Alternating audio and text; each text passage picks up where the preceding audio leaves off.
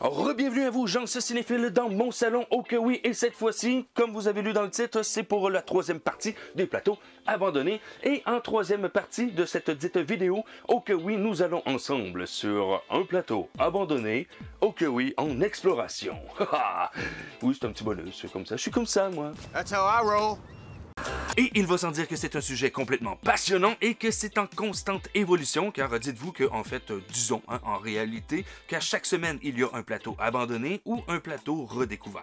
Et oui, effectivement, c'est un sujet assez traité sur les internets, mais j'essaie toujours de prendre des plateaux abandonnés qui sont peu connus, hein? À part le premier d'aujourd'hui qui est un peu plus connu que les autres, mais je vous garantis que les autres, je pense pas, non. Donc oui mes amis, c'est bel et bien reparti pour ce troisième volet à propos des plateaux abandonnés. Allez hop! Dans mon salon, dans mon salon, dans mon salon, dans mon salon, dans mon salon, dans mon salon, dans mon salon, dans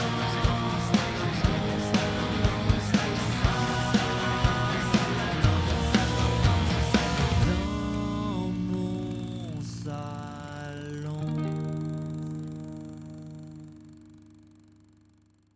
Big Fish.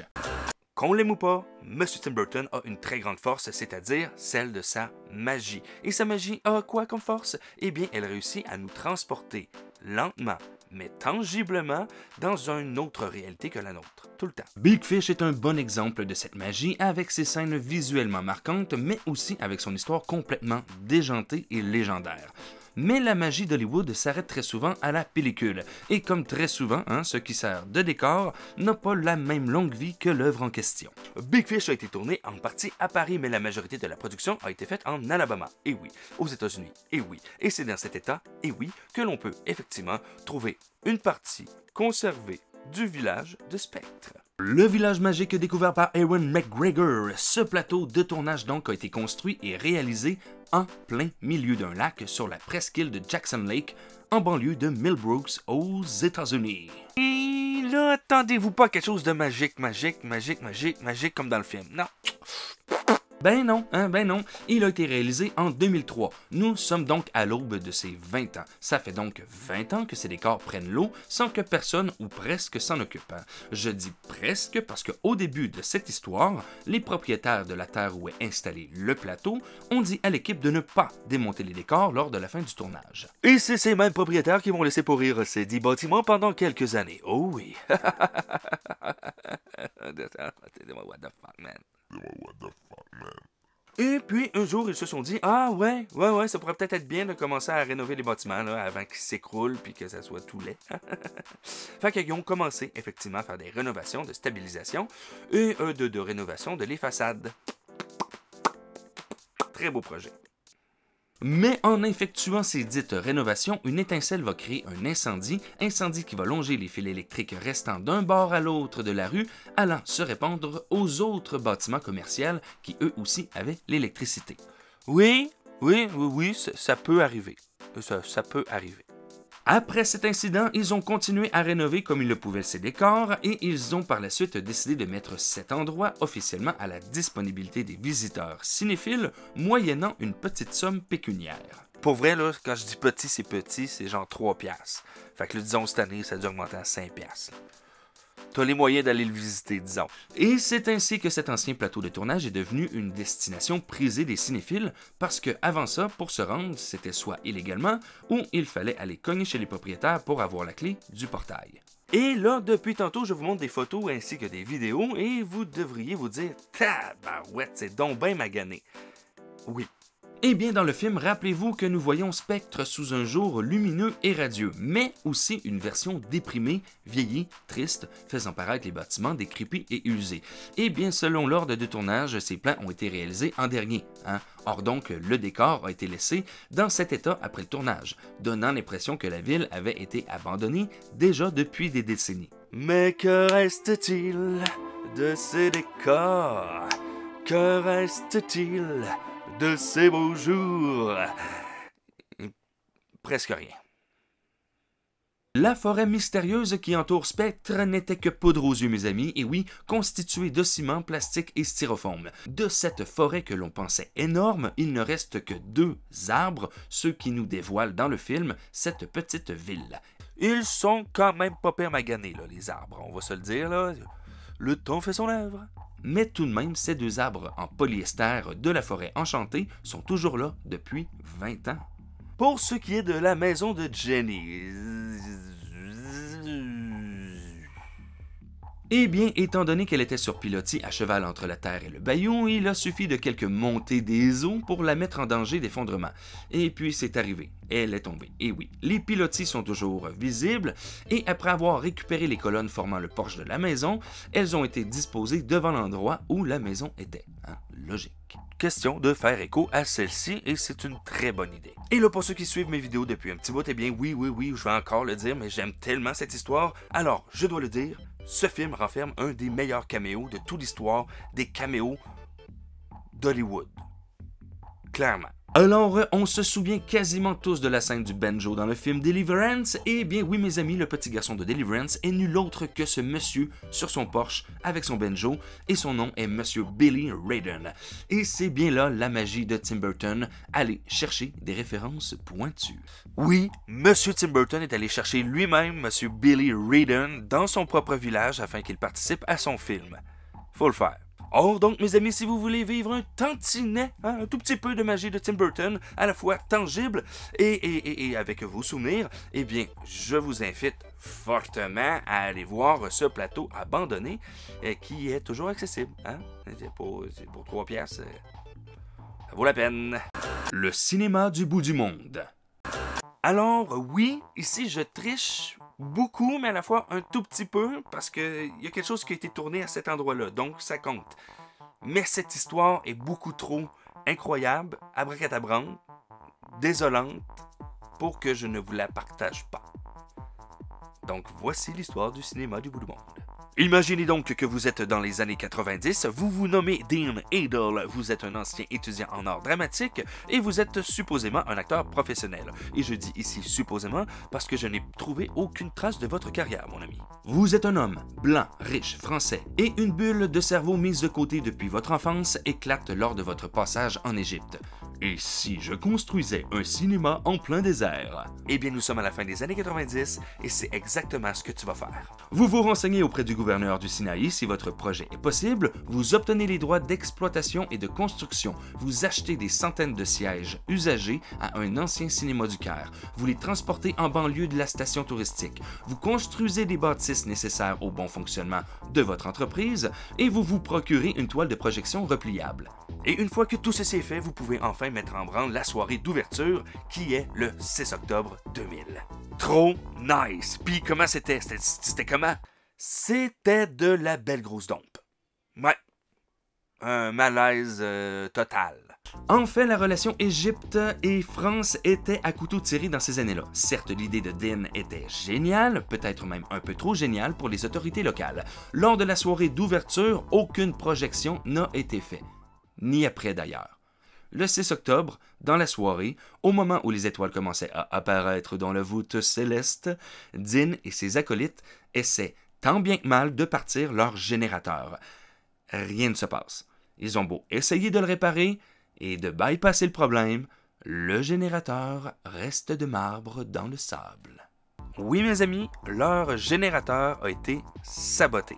Donc, aucune électricité, donc aucune projection. Donc, le party du désert est donc tombé à l'eau. Et il va sans dire que M. Adel est déçu, fâché, frustré et amer après cet événement. Tant et aussi bien qu'il va complètement abandonner le projet, laissant son cinéma des étoiles seul au milieu du désert, tel un Odéon moderne déchu. La personne qui a redécouvert ce bijou est un photographe, il s'appelle Copo Kikas, et la personne qui a foutu le bordel avec son buzz, eh bien, c'est un article de blog composé par Messy Nessie Chick, qui a remis en 2014, en fait, ce cinéma sur la map. Étrangement, hein, ce complexe extérieur fort original aurait pu servir à plein d'autres choses, et il a été oublié. Oui, oublié. Ou du moins les gens se sont dit « on va l'oublier ».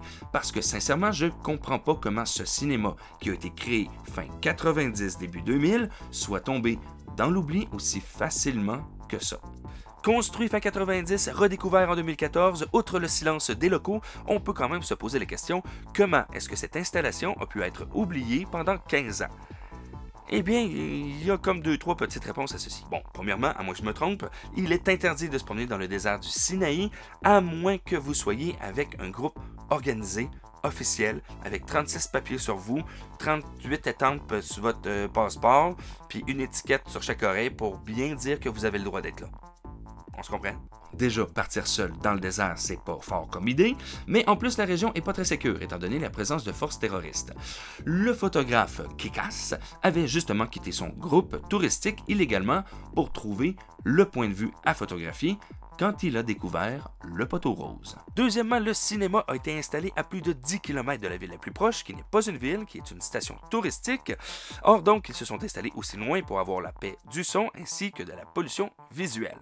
Et puis, troisièmement, il a été installé dans une enclave naturelle entre deux monts de pierre et une colline, le cachant des futures tempêtes de sable, des grands vents, mais aussi des nombreux va-et-vient des locaux qui adorent rouler en plein désert et faire la fête la nuit.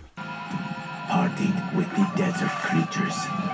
Et au début de cette petite partie, je vous disais que quelque chose avait effectivement été tourné à cet endroit, et c'est à ce moment de cette vidéo que je vous dis c'est quoi. Car si vous étiez italien en 2009, eh bien vous l'êtes encore en 2022, mais vous devriez peut-être vous souvenir de ces bancs, de cette installation, car oui, il y a eu un groupe qui a tourné son vidéoclip sur place, un groupe italien. Ça ne ferait pas de sens, là, mon lien.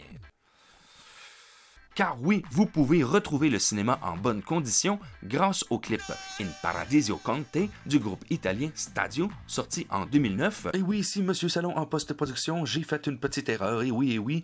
Eh bien, le vidéoclip est sorti au début des années 2000. Tout simplement parce que In Paradiso Conte de Stadio est sur l'album Donne e Colori, sorti en 2000, où l'on voit le groupe déambuler et poser dans l'installation, déjà abandonnée depuis proche 10 ans, donc 5 ans avant le buzz sur Internet, et étrangement, on dirait vraiment que ces bancs ont été installés là pour leur vidéoclip, mais non, hein, c'est bel et bien les dernières vraies images en bonne qualité du cinéma du bout du monde.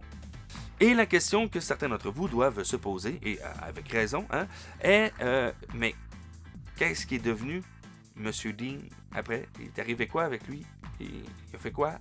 Eh bien, ce qu'il a fait après, je n'en sais rien. Ce que je sais, c'est qu'il est présent sur Facebook. Il est probablement un des administrateurs de la page Le Cinéma du bout du monde. Mais je ne sais pas ce qu'il a fait. Et s'il voit ma vidéo, eh bien, je le salue. Je le salue et je le sens dans mes bras. Parce que maudit que je trouve ça dommage que ce projet n'ait pas abouti. C'est affreux. C'est de la merde, c'est tout. Il a aussi été très clair avec ce projet ainsi que les idées de relance lorsqu'en 2014, son cinéma est devenu viral. Il a donc dit, et je le cite, « No, we never do the same dream twice ». Et ce goût amer doit être encore plus présent depuis 2014 parce que oui, hein, il y a une popularité incroyable due à l'article de Messi Nessi Chick, mais cet article a mené à la destruction du cinéma du bout du monde. L'article de Messi Nessi fut publié le 6 mars 2014 et le 21 avril 2014, Internet apprenait via les photos de Noah Zayed que le cinéma avait été saccagé et que les bancs de ce dernier avaient été complètement détruits. Et pourquoi? Hein? Pourquoi, vous vous demandez? Eh bien, c'est normal. Eh bien, je vous réponds, métal. Et oui, hein, les bancs étaient en fait montés sur des cadres de métal. Et le métal, eh bien, ça peut valoir cher, surtout quand il y a une demande. Et c'est très probablement ce qui est arrivé, étant donné que les bancs en bois ont été laissés sur place et que tous les montants en métal ont été déboulonnés et volés. Et sachez que depuis 2018, eh bien, il est strictement interdit de se rendre sur place. Ordre du gouvernement du Sinaï. Comme quoi, ils ont un petit peu les boules que ce projet fasse encore couler de l'encre. Ainsi donc, peut-être qu'un jour, un autre homme riche, ou du moins un investisseur, va avoir l'idée de réinstaller une sorte de cinéma de ce style-là. Peut-être pas à la même place. Il pleuvait des oiseaux. Alors, mes amis, pour ceci, je vous propose d'aller en balade avec moi, et oui, sur un des plateaux de tournage du Québec. Il y en existe beaucoup même, et parfois sont cachés. Donc, celui-ci est quand même caché. Il faut le savoir. Oh oui. Et pour ce segment, sachez que je suis moi-même sur un plateau de tournage. Et oui, le plateau de tournage du prochain court-métrage de Fanny Perrault, qui se nomme Le Flou des arbres. Et Fanny Perrault est la réalisatrice qui avait aussi sélectionné mon Passat Wagon 91 pour jouer dans son premier court-métrage Canicule. Voilà. Il pleuvait des oiseaux est un long-métrage québécois réalisé et scénarisé par Louise Archambault et adapté du roman homonyme à succès de Jocelyne Saucier. Mettant en vedette André Lachapelle, Gilbert Sicotte et Rémi Girard, ce film a été choisi pour inaugurer le FCVQ en 2001 et j'y étais avec plaisir et volupté. Bref, mes amis, transportons-nous immédiatement dans la forêt Montmorency afin de rejoindre ce fameux tableau de tournage d'Il pleuvait des oiseaux. Cette forêt est la propriété de l'Université Laval depuis 1964, afin que les professeurs puissent donner des cours pratiques d'aménagement forestier, protection et exploitation forestière, étant accessible aussi pour les étudiants et leurs travaux de recherche et d'expérience. Et là, petit moment éditorial, et oui, sachez que le bâtiment principal de la forêt Montmorency est un bijou d'architecture. Et malheureusement, il est trop laissé à l'abandon. Moi, voir un bâtiment de même, je comprends pas. Il est laissé à l'abandon. C'est un bâtiment rempli de potentiel, qui devrait être rempli de jeunes étudiants. Et ben voilà, c'est vide. Or donc, pour retourner à nos moutons, dans le film Il pleuvait des oiseaux, nous pouvons apercevoir dans celui-ci plusieurs petites cabanes qui servent de maison et de refuge à nos trois vieillards. Ces dites cabanes sont en réalité très éloignées les unes des autres sur le territoire de la forêt. Et je vais donc enfin, oui, vous la montrer. Je me la ferme. Ok, oui, bienvenue dans mon salon On the Road Again, et cette fois-ci, attention, oui, je vous amène moi-même sur un plateau abandonné. Et le pourquoi que je parle aussi bas que ça, eh bien, c'est tout simplement parce que de l'autre côté du lac, présentement, il y a un tournage. Et certes, oui, mes amis, le son voyage. Donc, si je parle trop fort, ils vont m'entendre. Alors, je suis présentement sur un ancien plateau de cinéma québécois qui a été abandonné. C'est-à-dire que la cabane peut encore servir, mais ne sert pas vraiment. Donc, je suis sur une partie du plateau d'Il pleut des oiseaux. Vous allez voir. C'est rien la cabane, là? As-tu vu, canaille? Did you see the cabane? Et voilà! Eh bien, elle est dans le film, ainsi que la petite bécasse qui est là. Je suis présentement à la forêt Montmorency, et c'est effectivement ici que ce film a été tourné. Oh que oui!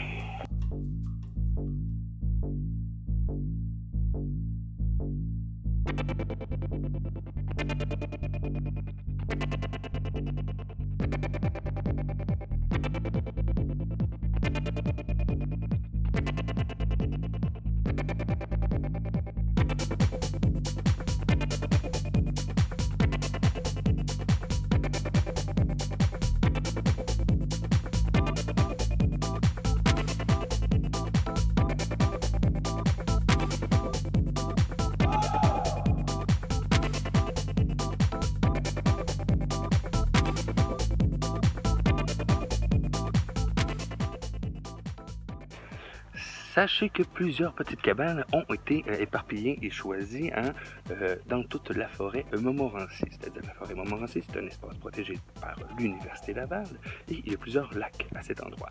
Donc ce petit chalet-là était déjà préconstruit. Ils ont donc choisi d'utiliser ce chalet-là. Ils l'ont modifié pour le film.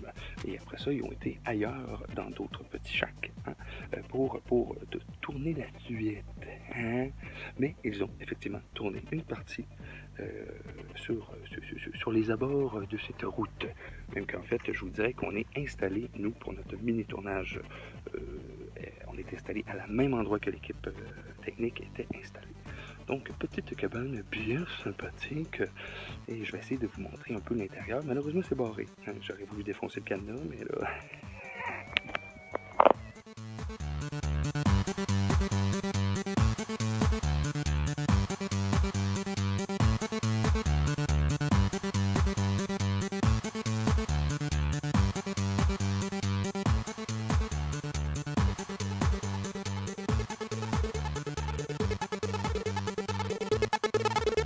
oui, amis cinéphiles, c'est bel et bien la fin de ce nouvel APCDC à saveur d'abandon. Et j'espère que cette petite incursion dans des endroits parfois délabrés vous a plu.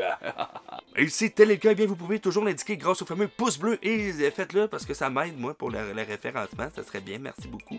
Et si vous le voulez, vous pouvez aussi commenter. Habituellement, j'essaie de répondre à tout le monde. Il y a une liste que j'ai pas répondu parce que je suis un dommé. Mais habituellement, je réponds presque à tout le monde. Je suis aussi présent sur Facebook, Instagram ainsi que TikTok. Et c'est quasiment tous du contenu différent, toujours associé au cinéma ou à la pop culture, mais c'est toujours différent. Et vous pouvez effectivement, oui, participer à tout ce processus créatif via mon Patreon. Alors donc, je vous souhaite une merveilleuse journée. Profitez du beau temps parce que vous savez, oui, l'hiver arrive. La neige. Je vais voir la neige va tomber du ciel. Je vous le dis ce. Oui, mes amis, donc je vous dis zousti à la prochaine fois. Oui, vous êtes toujours les bienvenus dans mon salon.